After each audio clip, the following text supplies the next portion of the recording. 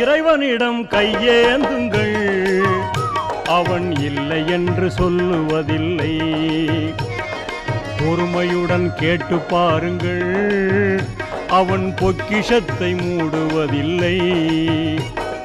இறைவனிடம் கையேந்துங்கள், அவன் இல்லை என்று சொல்லுவதில்லை.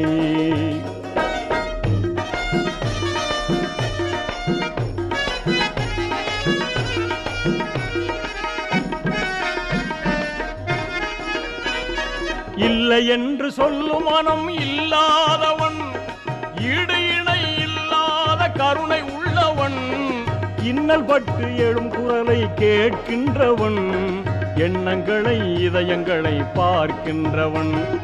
இறைவனிடம் கையேந்துங்கள், அவன் இல்லை என்று சொல்லுவதில்லை.